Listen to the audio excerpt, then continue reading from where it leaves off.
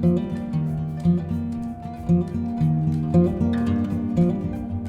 Friends, आज हामीले class 12 फिजिक्सको वेभ इन अप्टिक्सबाट मोस्ट रिपिटेड न्युमेरिकल लिएर आएको छौँ। र न्युमेरिकल चाहिँ यो न्युमेरिकल एकदमै इम्पोर्टेन्ट छ क्या, किनभने 2069-67मा सोधिएको छ, योपालि सोध्न सक्ने चान्स छ क्या। त्यही भएर हामी यो न्युमेरिकल चाहिँ मजाले बुझौँ त। यसमा भनेको रिजोनेन्सको हल्का फल्का ज्ञान हुनुपर्छ क्या।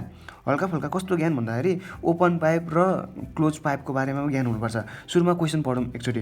An open pipe 30 metre cm 30 metre भनेको छु। An open pipe 30 cm long and closed pipe 33 cm long, both of same diameter, each sounds their first overtone. First overtone भनेको चाहिँ सेकेन्ड फ्रिक्वेन्सी हो। सेकेन्ड फ्रिक्वेन्सी भन्नुको मतलब second रिजोनेन्स जस्तै हो क्या।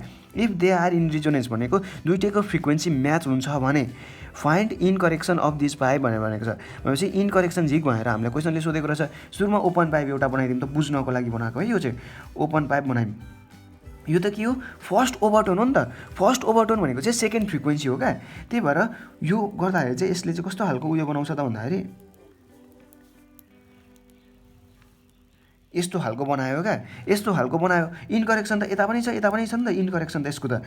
ई यहाँ आएर सपोजको लागि इनकरेक्सनलाई मैले ई लेखेँ भने यतापट्टि एउटा इनकरेक्सन, यतापट्टि पनि इनकरेक्सन हो नि त। खासमा ठ्याक्कै यहीँनिर एन्टी नोड भन्दैन कि यहाँ आएर भन्छ। त्यही भएर चाहिँ यसको इनकरेक्सन यस्तो भयो, इनकरेक्सन भयो। अब यहाँदेखिको यहाँसम्मको लेन्थलाई चाहिँ हामी L2 भन्छौँ। अहिले सेकेन्ड रिजोनेन्स हो नि त। सेकेन्ड रिजोनेन्स किन सेकेन्ड रिजोनेन्स भएको अरे? फर्स्ट ओभरटोन भनेको चाहिँ सेकेन्ड फ्रिक्वेन्सी, त्यही भएर सेकेन्ड रिजोनेन्स भएको। भनेपछि यहाँ आएर हेर्दाखेरि यसमा कति वेभलेन्थ त्यसको कति रहेछ त भन्दाखेरि एउटा यहाँ काट्नुपर्छ नि त। एउटा, दुईवटा, तिनवटा, चारवटा भनेपछि 4 λ/4 भनेपछि इजिकल टु ल्याम्डा भयो कि भएन भन्नु त।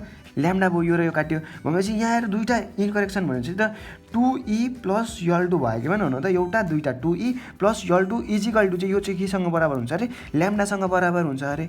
यो चाहिँ सेकेन्ड रिजोनेन्स फर ओपन पाइप भयो क्या। अब यो फर्स्ट रिजोनेन्सको, अब यो क्लोज पाइपको लागि गरौँ त। क्लोज पाइप भनेको त एकतिर पुरै क्लोज भएको हो नि त। क्लोज पाइप भनेको एकतिर मात्रै इनकरेक्सन भएको मात्रै हो क्या। त्यही त हो, अरू त यस्तो। अनि यो त धेरै भयो, यहाँसम्म मात्रै हुन्छ न। यस्तो भयो, यहाँसम्म चाहिँ पानी नै भएको, यस्तो भयो। यो चाहिँ क्लोज पाइप भयो कि भएन भन्नु त। क्लोज पाइप भयो। अब हामी बिचमा काट्छौँ नि त। यसमा काट्छौँ भनेपछि यहाँदेखि यहाँसम्मको लेन्थलाई के भन्छौँ? L2 भन्छौँ। यहाँ आएर यति भनेको त इनकरेक्सन हो। इनकरेक्सनलाई ई दिउँ। अब सेम डायमिटर भएपछि यसको इनकरेक्सन पनि सेम हुन्छ क्या। त्यही भएर चाहिँ मैले यस्तो गरेको। सेम डायमिटर पनि भनेको छ नि त। भनेपछि यसले कति, यसको वेभलेन्थ कति रहेछ त? एउटा, दुईवटा, तिनवटा भनेपछि 3 λ/4 हुने रहेछ यसको। भनेपछि यहाँ के बराबर भयो? L2 + E इजिकल टु 3 λ/4 भयो कि भएन भन्नु त। यहाँबाट ल्याम्डालाई मात्रै एक्लै पारिदिउँ त के हुने रहेछ? L2 + E, अनि यो 4 त यसलाई मल्टिप्लाई गर्छ नि त। 4 अनि यो 3 पनि यता डिभाइड भयो। 3 इजिकल टु ल्याम्डा भयो कि भएन भन्नु त। ल्याम्डा भयो। अब हामीलाई के थाहा छ? ल्याम्डा त इक्वल हो नि त। भनेको यसको फ्रिक्वेन्सी सेम हुन्छ। रिजोनेन्स क्रिएट भएको मतलब फ्रिक्वेन्सी सेम हुन्छ, ल्याम्डा पनि सेम भयो। भनेपछि यो र यसलाई इक्वेट गर्न पाइयो कि भएन? ल्याम्डालाई इक्वेट गर्न पाइयो। 2E + L2 equal to 4/3 L2 + E भयो कि भएन भन्नु त। यति भयो। अब और यो के को लागि हो? यो ओपन पाइपको लागि हो नि त। ओपन पाइपको लेन्थ कति छ भन्नु त? 30 छ भनेपछि 2E + 30 भयो कि भएन भन्नु त। गरेको बुझ्नुभयो? यहाँसम्म गरेको 4/3। अब यो भनेको त क्लोज पाइपको लागि हो। क्लोज पाइपको लेन्थ कति दिएको छ? 23 दिएको छ। 23 + E भयो कि भएन भन्नु त। यहाँबाट E को एक्सप्रेसन त झिक्नुपर्ने हो जसरी भए पनि। यो 3 ले यसलाई मल्टिप्लाई कसरी गर्दैन भन्नु त। यो 3 ले यसलाई मल्टिप्लाई गर्दाखेरि यहाँ आएर कति भयो? 6E भयो। 6E प्लस, अब यो 3 ले 30लाई मल्टिप्लाई गर्दाखेरि 90 भयो।